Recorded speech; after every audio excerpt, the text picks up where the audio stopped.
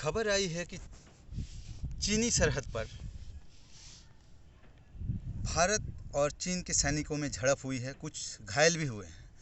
बहुत ही दुर्भाग्यपूर्ण खबर है, क्योंकि दो उभरती हुई महाशक्तियां, इन दोनों के बीच टकराहट तो नहीं होनी चाहिए।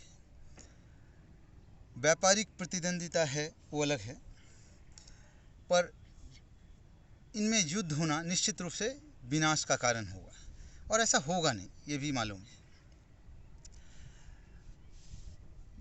यदि हम चीन के संबंधों को ध्यान दें तो हम देखेंगे प्राचीन काल में हुएनसांग, फाइहान जैसे चीनी यात्री आए, परंतु भारत को सोने की चिड़िया उन्होंने नहीं कहा। क्यों?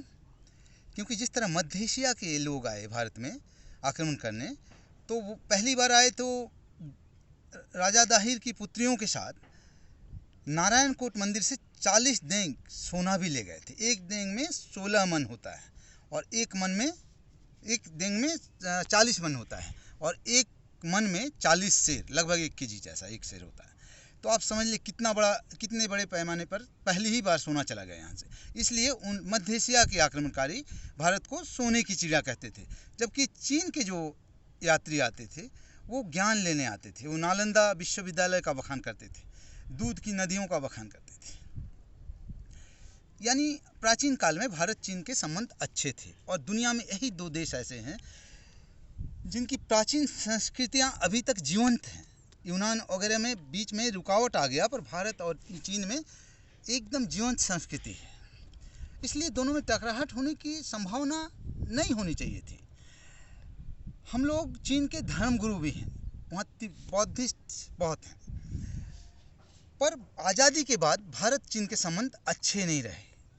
आपको एक आश्चर्यजनक तथ्य बता दूं कि मुझे इस संबंध में चीन के नेताओं पे कोई गुस्सा नहीं आता है, क्योंकि इसके लिए भारत के नेता जिम्मेवार हैं। एक नाम लूँगा, कृष्ण मेनन। आज़ादी के बाद जो संबंध खराब हुए, इसमें मैं उनको एक जिम्मेवार मानता हूँ। और एक दूसरा नाम है जो अगर ले लूँगा तो विवाद खड़ा होगा, इसलिए बेहतर होगा कुछ पुस्तकों का नाम बता रहा हूँ, वो पढ़ेंगे तो आप जान जाएंगे कि जो सबसे बड़ा जिम्मेवार व्यक्ति जिसके कारण भारत चीन के संबंध खराब हुए, भारत को पराजय का मुंह देखना पड़ा, भारत को कमज़ोर होना पड़ा। कमज़ोर होना अपने आप में एक अपराध है। Guilty man of 62, the Himalayan blunder, the guilty man of 62, the untold story, ये कुछ ऐसे पुस्तक हैं जो भारत के सैनिकों ने लिखे थे 1962 में। अगर आप इन्हें पढ़ेंगे तो पता चलेगा कि भारत वास्तव में अपराधी कौन है इस मामले में। कुछ और ऐतिहासिक तथ्य, लगभग 4000 किलोमीटर, 4000 से कुछ कम, 4000 किलोमीटर से कुछ कम चीन का बॉर्डर है भारत के साथ। जबकि अमेरिका के राष्ट्रपति ट्रंप साहब कुछ दिन पहले मोदी जी के साथ मुलाकात के दौरान बोल दिए कि भारत के साथ चीन का कोई बॉर्डर नहीं, ऐसी खबर आई थी। वास्तविकता है कि चीन का बॉर्डर हमने खुद मोल लिया है।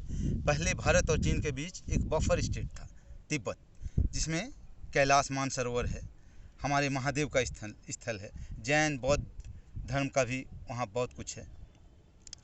तो जब तिब्बत पे चीन का कब्जा हुआ, उस समय हमारी जो भी नीति थी, अभी इस पर विस्तार से चर्चा नहीं करेंगे, लेकिन उसके बाद हमारा बहुत बड़ा बॉर्डर बन गया चीन के साथ। यानी ट्रंप साहब शायद बहुत गलत भी नहीं बोल रहे थे।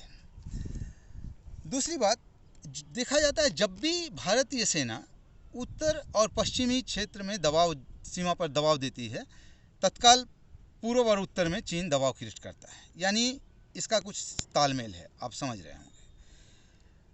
पर सबसे दुर्भाग्यपूर्ण पहलू ये है कि जब भारत के साथ चीन का इतना बड़ा सीमा तय हो गया, तो